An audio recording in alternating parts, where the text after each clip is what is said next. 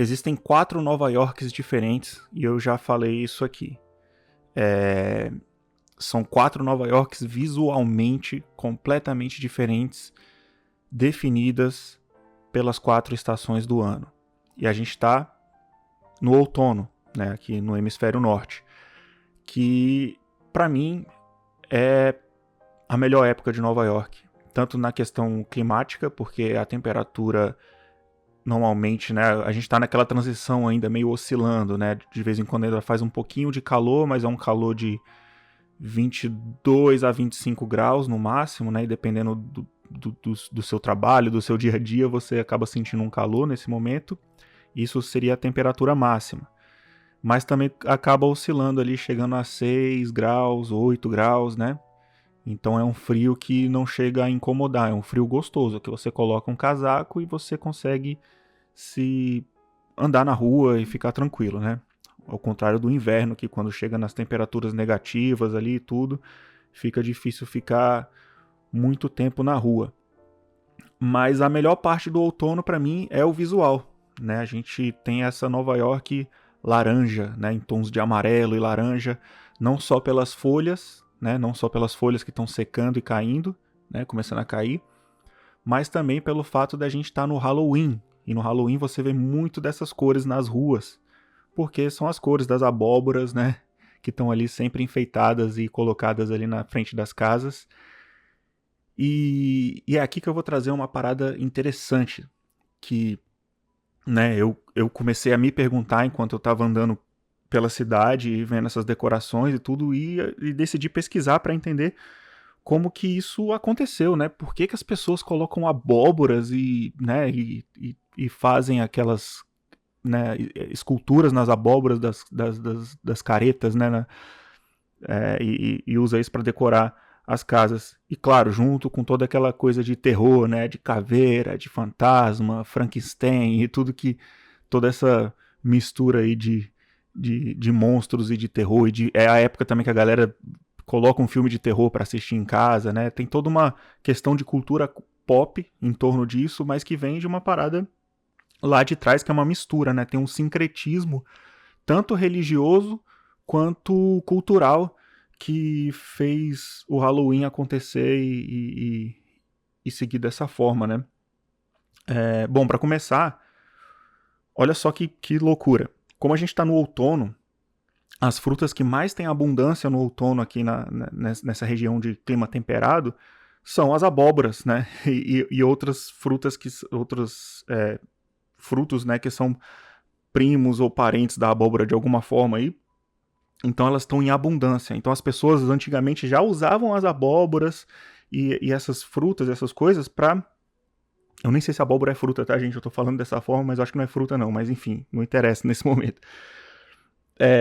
As pessoas usavam para decorar justamente por uma questão de outono, né? Então você vê que as próprias cores da fruta tem tudo a ver com as cores da estação do ano, né? Então as pessoas já usavam isso para decorar as casas, decorar as entradas dos ambientes, das lojas e tudo, porque é uma fruta que está tão em abundância nessa época que, né, ela é colocada ali também para decorar e, claro, para fazer muitos tipos de preparos e alimentos que tem a ver com a abóbora, que hoje em dia, né, com toda essa questão da cultura pop, né, do Halloween e da abóbora, tá até quando você vai, sei lá, no Dunkin' Donuts ou no Starbucks, tem o Pumpkin Spice, né, Pumpkin Spice Latte, Pumpkin Spice, enfim, usado como um xarope ali que é colocado no café e tudo, enfim, né, a abóbora está presente em tudo.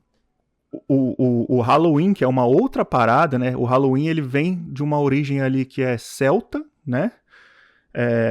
De um ritual chamado Samhain. Eu não sei se é assim que se pronuncia, mas é um ritual céltico que lá na cultura deles, né? Na questão toda religiosa, né? Da mitologia céltica, tinha a ver com um período do ano em que os humanos estavam mais próximos dos seus entes queridos que se foram, né? Dos mortos. E que isso, depois do sincretismo religioso, né, que se juntou com o cristianismo e tudo, virou também o nosso dia de finados, que é dia 2 de novembro, né? A própria Igreja Católica, o cristianismo adotou isso, mas que vem de uma tradição pagã céltica que era dessa comemoração nessa época do ano. Que tem a ver justamente com essa coisa de contato com os mortos, né, de alguma certa forma.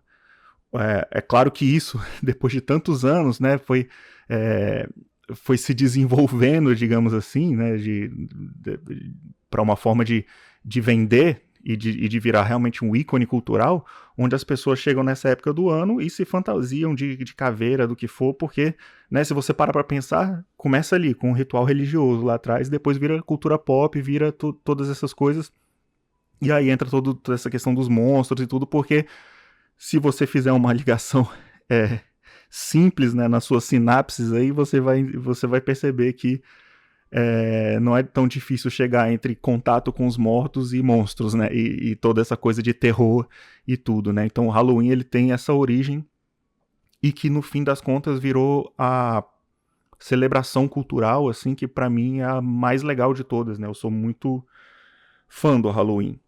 Eu sei que no Brasil a gente tem as nossas próprias celebrações, tem uma galera também que fica meio receosa de celebrar o Halloween por questões culturais mesmo, assim, tem duas questões que entram ali, né, tem a questão religiosa, muita gente acredita que o Halloween possa ser alguma coisa ruim, né, que dá um contato com entidades do mal, sei lá o que, enfim.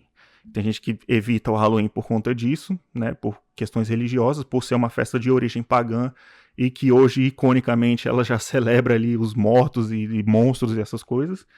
E também tem a questão da galera mais cultural BR, assim, não, vamos celebrar nosso folclore, vamos celebrar o Saci, vamos celebrar nossas coisas. O que eu acho justo, óbvio, a gente tem que exaltar a cultura brasileira, mas eu particularmente acho o Halloween iradíssimo e é uma das coisas que eu mais gosto aqui. Como vocês podem ver, essas decorações e todo o clima que fica aqui no Halloween, pra mim é um lance especial e que faz com que essa seja a época do ano mais legal de todas. E ainda nesse ensejo aí de falar sobre coisas gostosas de Nova York, né, coisas que me fazem aproveitar a vida, né, vivendo aqui, afinal de contas é por isso que a gente veio pra cá, pra gente poder aproveitar o nosso dia a dia, estando em um lugar onde a gente consiga, né, sentir novas experiências, viver uma vida que a gente não vivia antes, né, conhecer coisas novas e tudo. E dentro disso, cara, eu tenho uma curiosidade também muito legal, velho. A gente mora aqui na região do Upper West Side.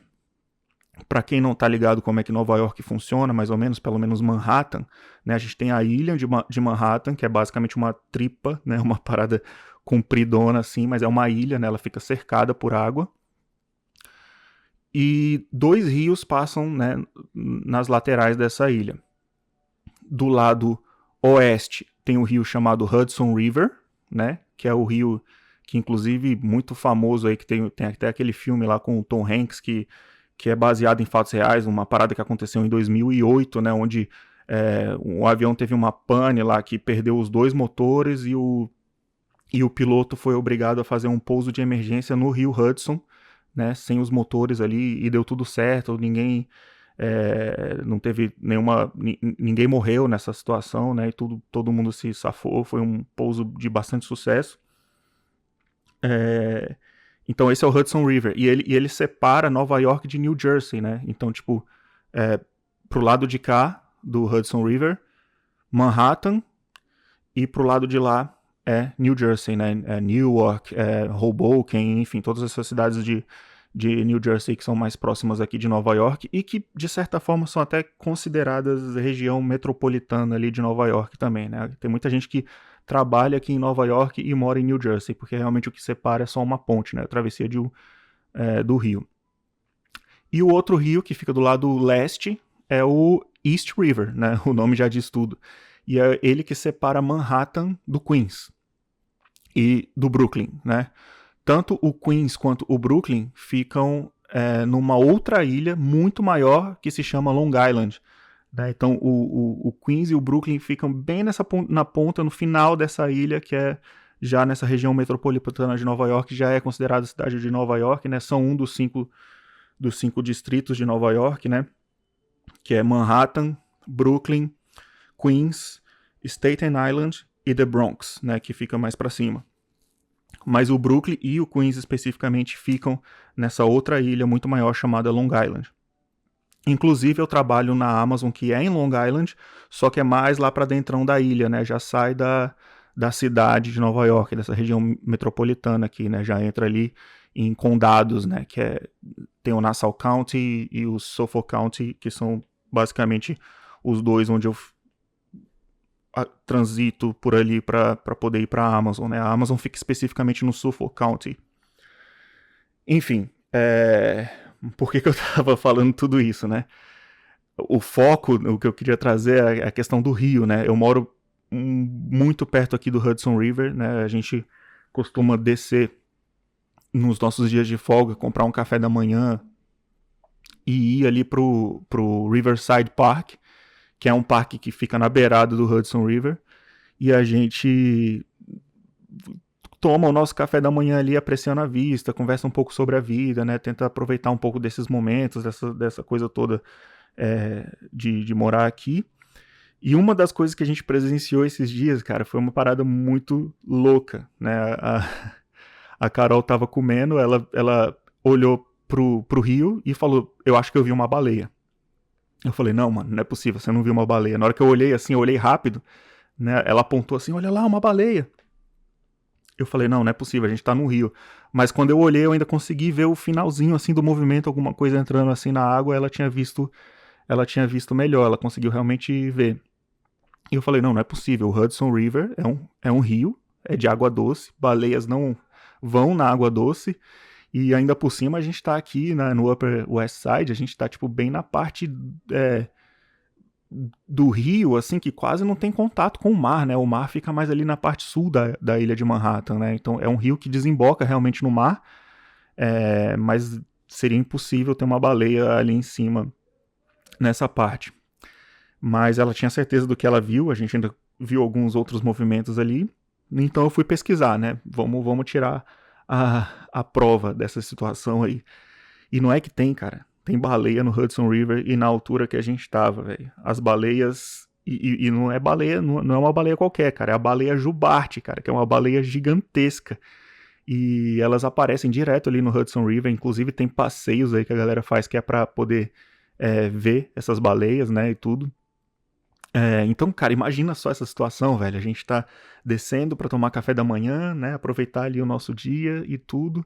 Aqui do lado de casa a gente desceu pra tomar um café da manhã e viu uma baleia, tá ligado? Em Nova York. Então, esse é o tipo de loucura, de coisa que acontece aqui, que é muito inesperado e que deixa a gente bem nessa vibe, assim, de viver coisas realmente diferentes e que estão nos detalhes ali, né? Você vê uma baleia no seu dia a dia enquanto você tá tomando café da manhã. E só para explicar, né, como é que uma baleia foi parar ali nessa parte de água doce do rio Hudson, quando eu pesquisei, eu entendi ali que as baleias elas podem entrar num rio de água doce até certo ponto, né, onde a água já é mais dessalinizada, né, não tem o sal da água do mar, que é o que protege basicamente o organismo da baleia para sobreviver. Ela não consegue viver por muito tempo dentro da água doce, mas ela sobe em busca de comida. Então ela consegue ficar por um tempo ali, 1, 2 horas, caçando, né, e se alimentando e depois volta para o mar. E a baleia ela consegue, né, nadar a distâncias muito longas, muito, muito rápido, né? Então para elas isso não é nada, basicamente. É como se elas só tivessem entrado ali rapidinho, fez o banquetezinho dela e depois volta para o mar. E nessa elas fazem os pulos, fazem esses shows aí pra galera. E que é impressionante pra caramba. Então realmente foi uma parada muito louca descobrir que tem baleia no rio Hudson. E sabe outra coisa que tem muito aqui em Nova York, que todo mundo sabe? Rato. É isso, esse é o outro lado da diversidade da nossa fauna nova-iorquina, né? Inclusive, recentemente aqui eu recebi dois grandes amigos meus aqui em Nova York. Recebi assim, né? Eles vieram para Nova York e a gente se encontrou, fizemos vários programas aí legais e tudo. Fomos tomar uma Guinness, porque para mim tudo tem que sempre começar em uma Guinness, pelo menos. E esse casal, no caso, é o Victor e a Stephanie. Inclusive, se vocês estiverem assistindo, um abraço aí para vocês, que também estão sempre acompanhando, né, tudo que a gente vem compartilhando aqui em Nova York. Bom, enfim, eles estavam aqui e tem uma história muito engraçada da Stephanie envolvendo essa questão da nossa diversidade de fauna da cidade de Nova York. A Stephanie e o Victor são de Brasília, né? Assim como eu. Então a gente está muito acostumado a andar pelas ruas de Brasília em determinada época do ano e pisar numa manga, né? Tem manga espalhada pela cidade inteira. A gente dá aquele pisão na manga enquanto a gente está andando, porque a gente não viu, dá aquela escorregada maluca, né? Porque a manga se espatifa ali, a gente escorrega. Então tem muita manga espalhada pelo chão. A Stephanie estava andando aqui em Nova York e pisou numa manga dessa, né? Só que tem um detalhe muito interessante de Nova York, né? Nova York não tem manga. Não tem mangueira em Nova York. Todas as mangas que você for comprar aqui no mercado, elas são importadas de algum lugar. Inclusive não são muito baratas as mangas aqui. E isso serve pro coco, pra água de coco, que a gente vê com muita abundância no Brasil, né? Caldo de cana. Cara, esses dias eu tomei um copo de caldo de cana que foi 7 contos, 7 dólares aqui. Mas enfim, são frutas que não são comuns aqui em Nova York. Então ela, de primeira, pensou que fosse uma manga, porque afinal, em Brasília isso acontece direto, e aquele movimento, aquele pisão, lembrou na hora essa sensação, né, de estar em Brasília pisando nas mangas. Só que quando ela olhou, na verdade, era o quê? Era um rato. Era um rato morto no asfalto de Nova York. E isso é um detalhe bizarro, cara, que é muito comum de acontecer aqui. Você vê os ratos espatifados ali no asfalto, sabe? Os carros passando por cima e eles viram já um negócio assim que fica totalmente flat, assim, tá ligado? Tipo um tapetinho, assim, de... Eu sei que é horrível imaginar isso, mas inclusive das primeiras vezes que eu vi essas cenas, essas coisas aqui, eu ficava com muita dó, né, dos ratos. Não gosto de rato, rato traz doença e tudo, a gente sabe disso, mas é um bichinho, pô. Eu não quero que ele seja esmagado e morto aí também, eu quero só que ele vá pra longe e vá viver a vida dele. Então, ela pisou, percebeu que era um rato e é essa a história, cara. Só que a gente acaba ficando vacinado demais com tanto rato que a gente vê na rua, seja espatifado ou andando, que a gente perde o medo aqui, sabe? Eles já viram, quando a gente vê ele correndo, andando aqui em Nova York, já vira um negócio assim normal, que não dá tanto medo. É claro, se ele vem pra muito perto, isso acontece com todo mundo que mora aqui, a galera levanta, né? Tipo, leva aquele susto e tudo. Mas, no geral, as pessoas meio que já convivem com eles, assim, de uma maneira que a cidade faz muita coisa, né, para tentar fazer isso como um controle de pragas. Você vê que tem armadilhas e venenos em todo lugar da cidade. Tem regras para você colocar o lixo dentro da caçamba. Se você coloca o lixo, né, o saco de lixo só no chão, você leva multa. Apesar de que muita gente ainda faz isso aqui em Nova York, principalmente estabelecimentos comerciais, mas a multa é muito cara. E todas essas medidas, né, do governo de Nova York para combater os ratos, elas têm funcionado. A população de ratos aqui diminuiu bastante. Eu posso dizer das outras vezes que eu tinha vindo para cá em 2015 e 2018, para essa última vez que a gente veio, que foi para morar, chegamos aqui em 2023, deu para notar totalmente uma diminuição assim da quantidade de ratos, assim, né? A gente vê bem menos hoje em dia do que via antes, por todas essas medidas aí. Mas você acaba realmente aprendendo a conviver com essa situação e acaba normalizando, inclusive, você vê o bicho espatifado ali no chão, né? É a doideira que é morar em Nova York. E sobre a doideira que é morar em Nova York, tem uma outra coisa legal de se falar aí, que é para fazer a gente pensar e ponderar um pouco mais o nosso... essa inflamação até política que a gente tem, né, e polarizada que a gente tem, que acaba ofuscando a nossa visão sobre tudo, né? Quando a gente não gosta de alguma coisa, a gente, né, por exemplo, o que acontece muito é que, por conta do governo atual dos Estados Unidos, existem muitos brasileiros que já estão enxergando os Estados Unidos como algo, assim, como um inimigo, basicamente, né? E assim, é de se compreender, né? Tipo, dá pra entender muito do que tá acontecendo, o que passa na cabeça das pessoas. Agora, o que a gente tem que pensar é que nem tudo, nem todos os americanos, nem todas as pessoas que moram aqui, inclusive eu diria até que a maior parte, não pensa da forma como o Donald Trump pensa, por exemplo, tá ligado? Inclusive as pessoas manifestam essas indignações bastante por aqui na rua, em Nova York principalmente, né? Já falei várias vezes aqui o tanto que Nova York é mais pra frentex nesse sentido, né? Uma cidade muito cosmopolita e progressista. Então o que rola? Eu vou contar uma coisa que aconteceu, né, recentemente. Um amigo meu, ele me mandou uma mensagem falando de um absurdo, de uma notícia que ele viu, de uma galera que tá querendo incluir as dívidas de saúde, né, as suas dívidas médicas aqui nos Estados Unidos, que a gente sabe que é um grande problema, né? Você vai pro hospital, você sai de lá com uma dívida gigantesca. Se você não tem um plano de saúde, você vai ter que pagar aquele troço, nem que seja dividido em 200 milhões de vezes durante toda a sua vida, tá ligado? Que é algo que pode inclusive falir uma pessoa, né? Pode falir uma família, dependendo do procedimento médico, da emergência, do que foi utilizado ali, é o suficiente para quebrar uma família inteira.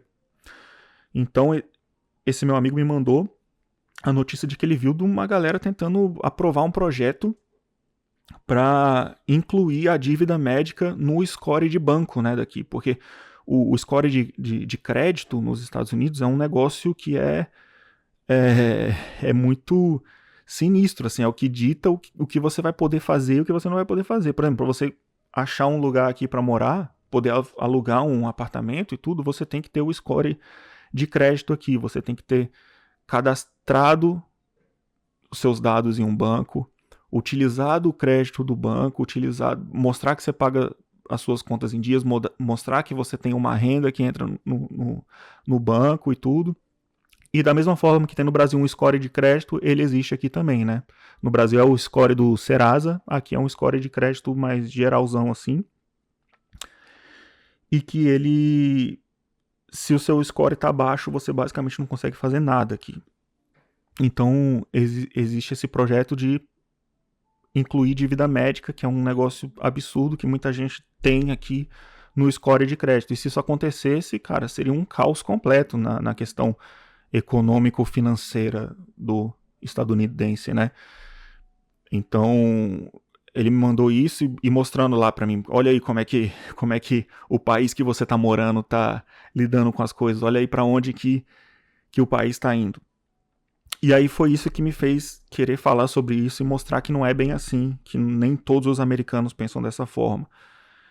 Na verdade, é até o contrário disso, porque esse projeto não é uma coisa nova, não é uma pessoa que está tentando fazer isso ao longo de muitos anos.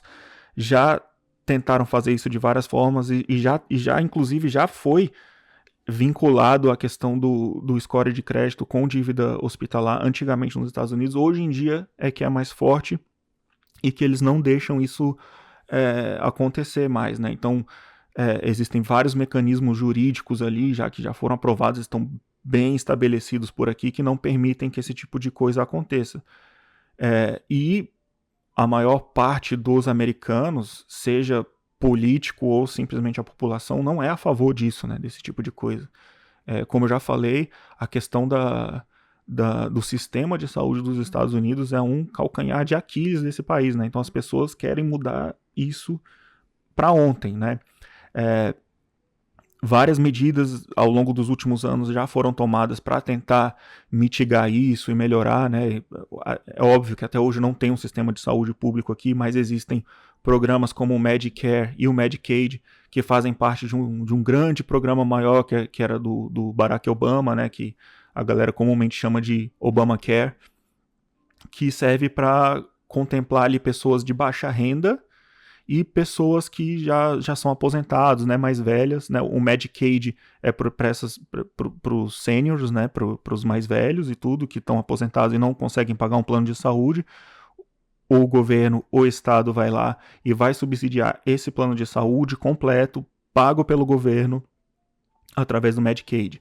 E o Medicare é a mesma coisa, só que para pessoas de baixa renda, ou pessoas que não têm renda, ou pessoas em situação de vulnerabilidade, também são elegíveis para o governo para terem, né, a saúde coberta de alguma forma. Então, por mais que não tenha saúde pública aqui, existem já mecanismos jurídicos, existem direitos conquistados aqui pelo povo estadunidense para garantir que essas pessoas tenham acesso à saúde. E outros mecanismos que impedem que essa questão da dívida de saúde entre para o score bancário, né? Hoje em dia já está bem consolidado.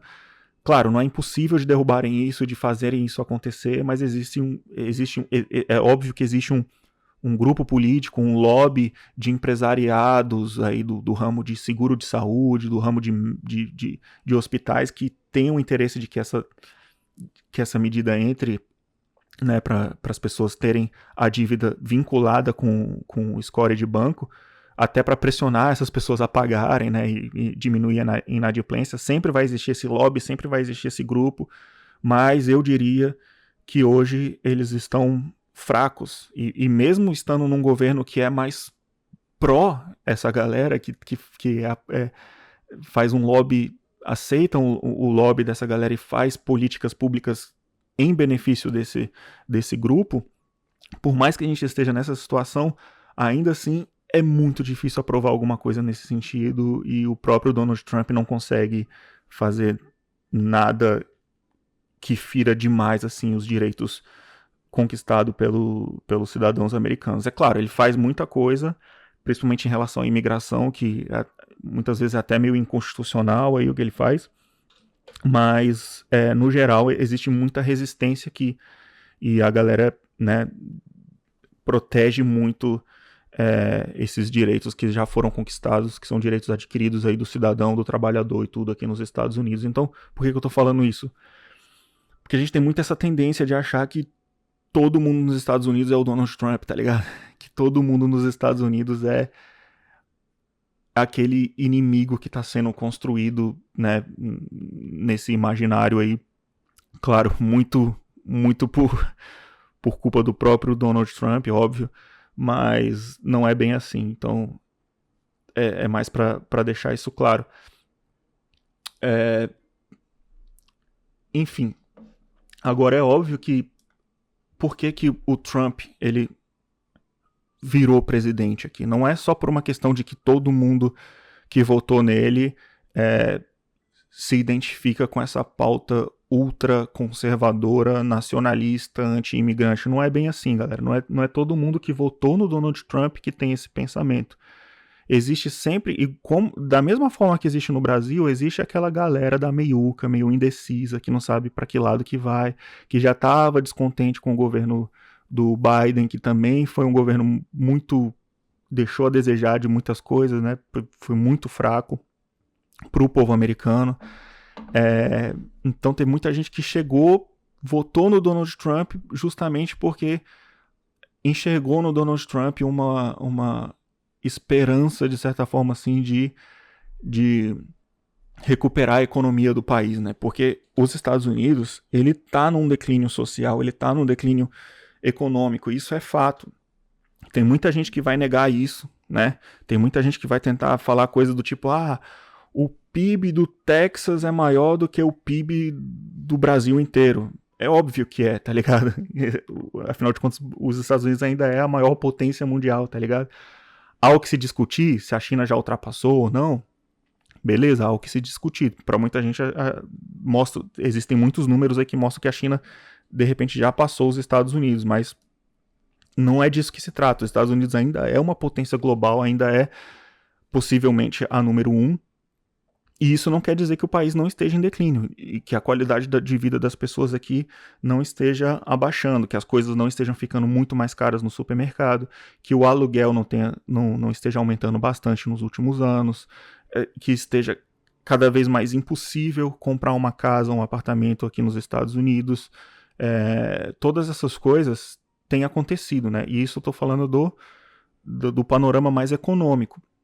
Então muita gente acabou votando no Donald Trump na esperança de que ele fosse essa pessoa que ia trazer a economia forte e em ascendência de novo aqui para os Estados Unidos. E ele está tentando fazer isso, do jeito dele lá, com essa coisa de tarifa, tentando reindustrializar aqui de novo, toda aquela coisa. Você pode discordar, concordar, o que for, mas ele está tentando fazer isso, do jeito dele lá. Então muita gente foi por esse caminho. Teve outras pessoas que foram pelo caminho geopolítico aí, que também enxergou no Donald Trump, até pelas promessas que ele fez ali na campanha dele, como sendo a figura que iria acabar com as guerras, né? As principais guerras que estavam acontecendo e que estão acontecendo no mundo aí, né? Rússia e Ucrânia, Israel e Palestina.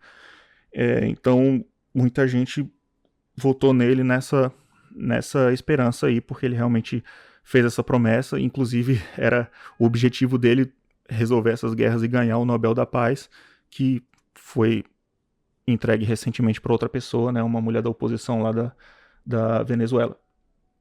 Mas enfim, por que eu tô falando isso?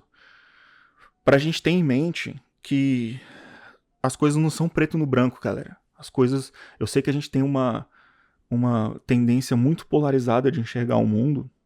Muitas vezes eu mesmo caio nessa armadilha, eu tô sempre dando minha opinião política de forma muito mais contundente lá no Threads, por exemplo, quem me segue vê o tanto de coisa que eu falo, principalmente sobre o Brasil, né? Eu evito falar sobre política dos Estados Unidos, mas às vezes a gente acaba caindo numa cilada de polarização que a gente coloca os nossos próprios irmãos aí, trabalhadores, nossa própria família, e muitas pessoas como nossos inimigos.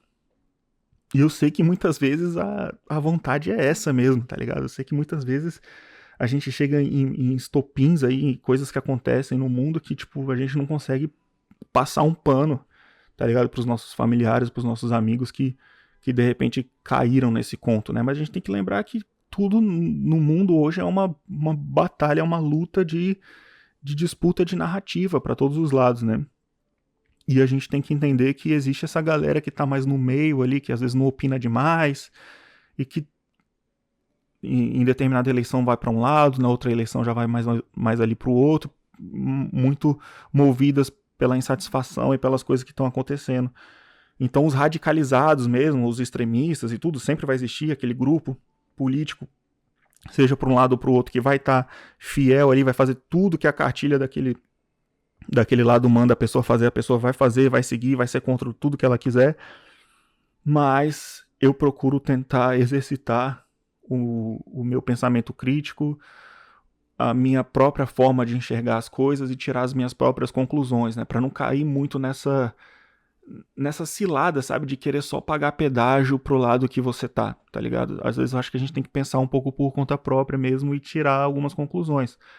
Um exemplo disso é essa questão da saúde pública dos Estados Unidos, que acaba sendo repetida no Brasil de uma forma que ela funciona, ou melhor dizendo, de uma forma que ela não funciona, mas só apontando os defeitos, o jeito de que ela não funciona e escondendo toda essa questão do Medicare, do Medicaid e do fato de que qualquer pessoa que for no hospital aqui, ela vai ser atendida, por mais que ela saia de lá com uma dívida, ela não vai deixar de ser atendida. Então, eu sempre vejo às vezes as pessoas falando coisas desse tipo, né, usando argumentos que no fim são argumentos desonestos, né, galera? Então, acho que eu trouxe isso mais pra gente poder refletir e pensar um pouco mais nisso. Aí tem gente que vai dizer, mas é claro que você tá defendendo, né, esse pensamento, você tá morando aí nos Estados Unidos e você não quer pagar de hipócrita, você não quer posar de contraditório. E eu confesso, galera, que eu tenho uma linha, né, eu tenho um raciocínio, um jeito de pensar, e que existem algumas contradições nele e o fato de eu estar morando aqui, e não é problema nenhum. Até porque eu enxergo a situação da seguinte forma. Uma coisa é a regra do jogo, né? Outra coisa é o jogo em si. E o jogo que eu quero dizer é a vida, né? E o sistema que a gente é inserido e vive nele e tem que aprender a jogar. Então a gente nasceu no Brasil, a gente tem que aprender a jogar o jogo do Brasil, a gente nasceu no mundo ocidental, digamos assim, a gente tem que aprender a jogar esse jogo. E aprender a jogar esse jogo, o que é aprender a jogar esse jogo? É tentar levar a nossa vida, tentar crescer na nossa vida, tentar ir buscar um emprego legal, tentar buscar uma aposentadoria, tentar juntar uma grana, ter uma casa legal, tudo isso. Isso é jogar o jogo. E todo mundo tem o direito de jogar o jogo de uma forma que faça a sua vida ser melhor, de uma forma, pensando numa forma até individual mesmo, sabe? Mas isso é jogar o jogo. Outra coisa é lutar pelas regras do jogo, né? De querer que as regras do jogo mudem, porque você acha que as regras são injustas, né? Então, por mais que exista alguma contradição enxergada em eu ser uma pessoa com um viés mais de esquerda, mais socialista, mas que mora nos Estados Unidos, e eu confesso que existe alguma contradição nisso, por mais que ela exista, eu acho ela totalmente justa e totalmente válida. Não é uma contradição antagônica, não é uma contradição que me torna um hipócrita, tá ligado? Hipocrisia é outra coisa. Hipocrisia ela entra em outros âmbitos aí que é muito mais que tem a ver mais com o não praticar o que prega, tá ligado? E a contradição já é um nível menor, assim, que eu acho que todo mundo tem suas contradições, entendeu?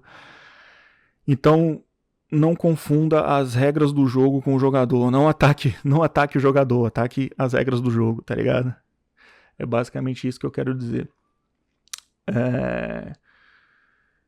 E só pra concluir essa parte assim de geopolítica e de Estados Unidos, né, e de ambiente aqui,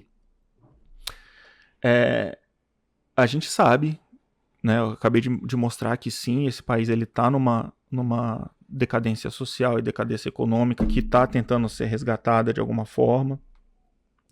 Eu acho que a gente vai ter um ponto de virada aí onde todo mundo aqui vai entender que a única forma de conseguir continuar prosperando é abrindo a visão desse país para realmente uma visão mais multilateralista, né, e tudo, como todos os outros países já estão, todas as outras grandes potências já estão tentando fazer, né?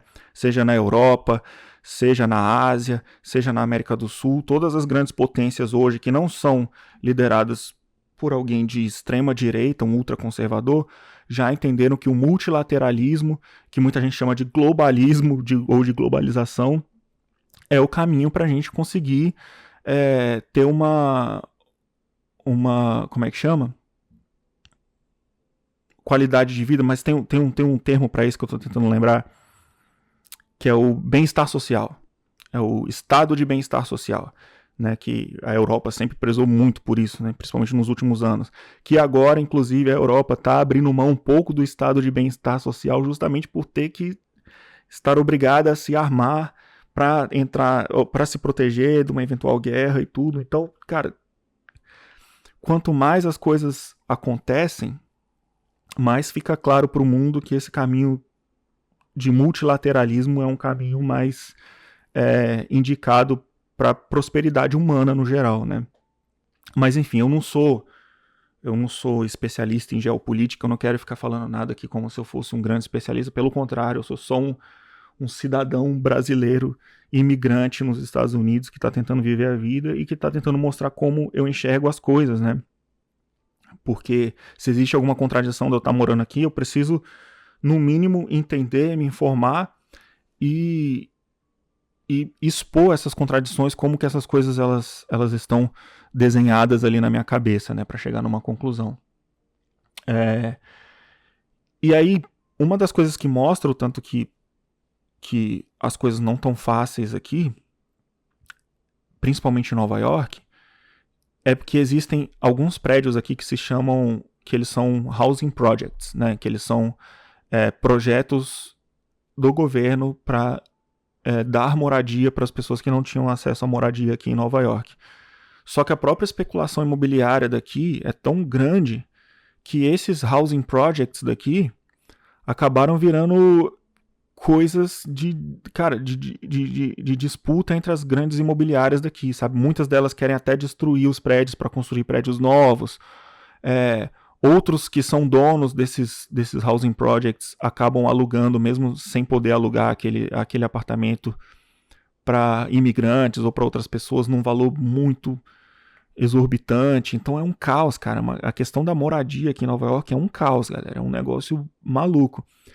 E se você for num prédio desses, você vai ver uma situação parecida com uma favela, cara. Essa é a verdade, tá ligado? Eu entrei em vários desses prédios, porque, como eu já disse pra vocês aqui, eu fiquei 7 meses fazendo delivery, né, de Uber Eats e tudo.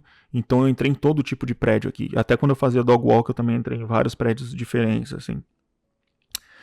Desde o cara que mora numa penthouse gigantesca, completamente moderna, com aquele doorman lá, que é o cara que parece o capitão do Titanic abrindo a porta pra você, até um housing project desse que você entra no lugar e você tem urina no chão, urina dentro do elevador, às vezes o elevador não tá funcionando, tá ligado?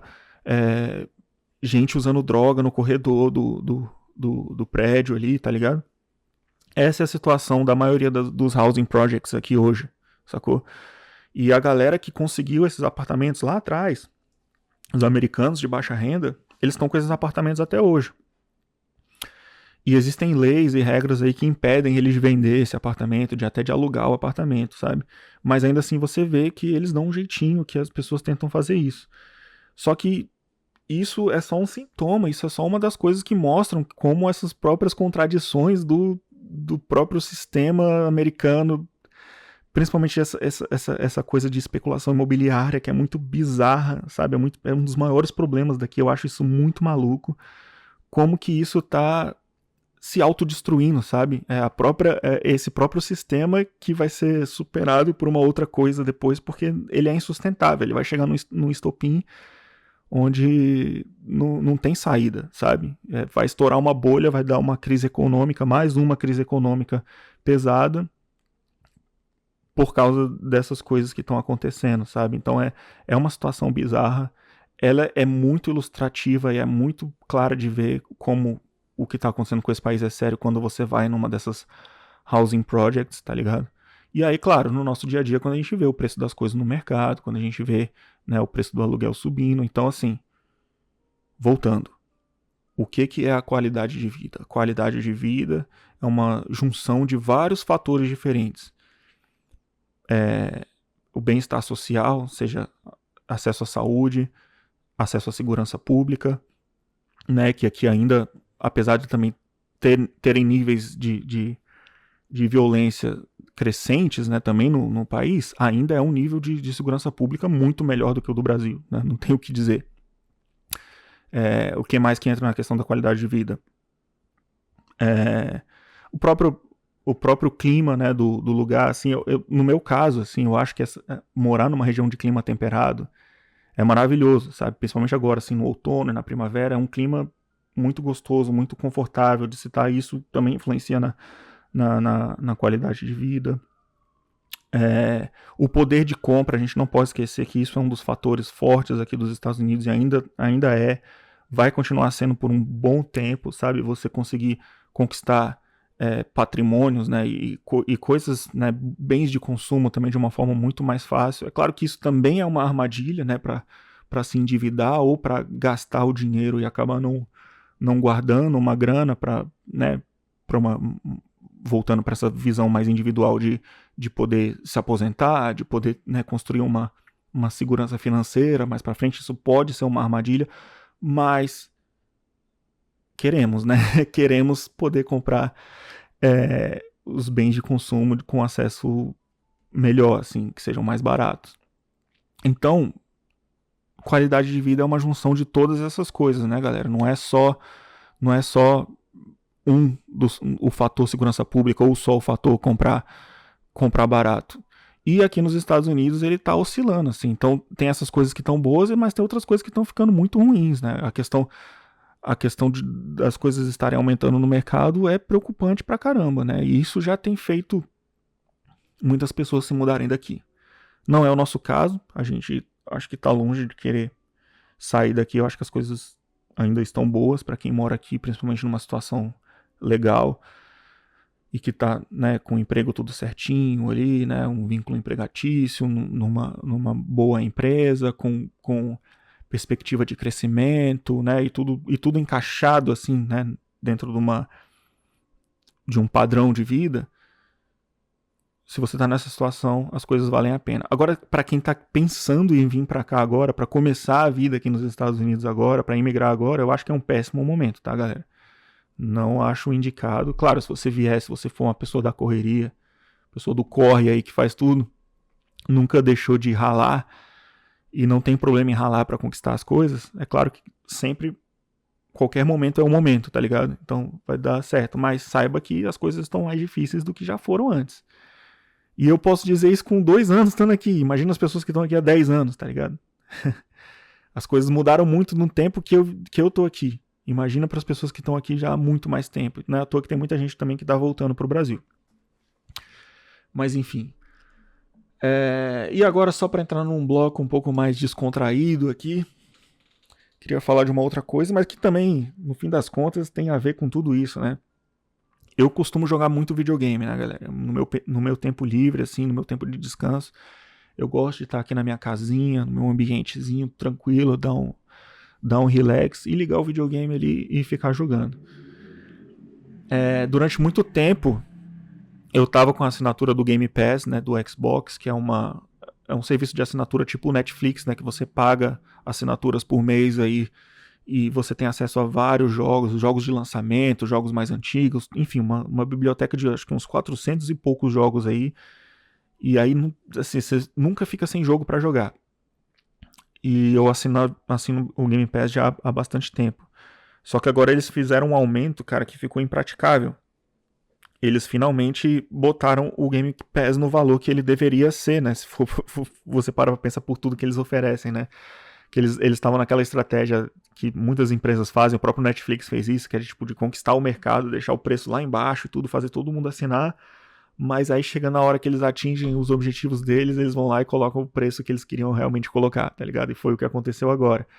No Brasil foi de R$60 para R$120, dobrou o preço, tá ligado? O dobro, 120 conto para você conseguir, por mês, para você jogar os jogos. E aqui foi de $20 para $30, um aumento de 50% aqui, que também é muito pesado. Então a galera aqui já tá cancelando em massa, e eu cancelei o meu, porque, enfim, trabalho pra caramba, acaba que eu tenho pouquíssimas horas na semana para jogar videogame, eu também aproveito a vida de outras coisas no meu tempo livre, de outras formas, né, no meu tempo livre, a gente gosta de sair, gosta de passear, gosta de fazer essas coisas, então nem sempre eu tô jogando videogame. E agora o cálculo ficou mais fácil, né? Ficou mais fácil. Se antes eu tava indeciso, assim, se valia a pena para mim ter o Game Pass, se eu devia cancelar ou não, agora foi batido o martelo, né? Ficou bem mais nítido que a decisão que eu ia tomar era de cancelar o Game Pass. E aí eu voltei a jogar alguns outros jogos que eu já tinha, que eu tinha comprado na minha própria biblioteca. Reinstalei eles ali, alguns jogos que eu não cheguei nem a terminar, como Hogwarts Legacy, que é um jogo do universo do Harry Potter, que é um jogo muito bom. Reinstalei o Cyberpunk, que era um outro jogo que eu tinha comprado e joguei muito pouco. E agora as pessoas até dizem que o jogo tá muito bom, né? Porque todos os bugs que tinham lá atrás, assim, já foram resolvidos hoje, né, no jogo. Então eu reinstalei ele, vou querer redescobrir aí o Cyberpunk, como é que ele tá. E também voltei para alguns dos jogos online que eu já tinha parado de jogar há um bom tempo, né? Eu tava nessa vida de single player no Game Pass, né? Jogando coisas que eram jogos que tem mais conteúdo, mais história, né? Que tem uma história, né, de começo, meio e fim. Tava muito nessa pegada. Agora eu voltei para os jogos multiplayer, que são aqueles jogos que você entra, joga com a galera que tá ali online, são partidas que, né, terminam ali, depois você entra para outra partida, que é basicamente a mesma coisa e aquilo se repete, né? Não tem uma história a ser seguida. Então também voltei a instalar esse tipo de jogo ali. Os jogos que eu gosto de jogar nesse sentido é Valorant e o Fortnite, que tá muito legal nessa temporada de Halloween, tá muito divertido, tava jogando bastante Fortnite também. Mas é isso, galera. O Game Pass Não tá mais valendo a pena para ninguém, nem no Brasil, muito menos no Brasil, mas aqui nos Estados Unidos também não, porque de $20 para 30 pesa no bolso, principalmente se você não joga muitas horas. Imagina de R$60 para R$120. Mas é isso, acho que eu passei por tudo que eu gostaria de compartilhar aí essa semana da vida. Me deixem sugestões, ideias aí, perguntas, dúvidas, como eu enxergo, como vocês gostariam se vocês gostariam de ver minha opinião sobre como eu enxergo certas coisas aqui nos Estados Unidos, enfim. A ideia desse novo quadro, né, dessa retomada do canal, como o próprio nome diz aí que vocês veem na vinheta, é abrir o jogo. Então, é eu mostrar a minha visão das coisas, não como um especialista, eu não sou especialista em porra nenhuma, mas a minha visão das coisas como alguém que mora aqui, alguém que humildemente quer compartilhar uma opinião, uma visão de mundo, mas também sem achar que ela é a verdade absoluta, beleza?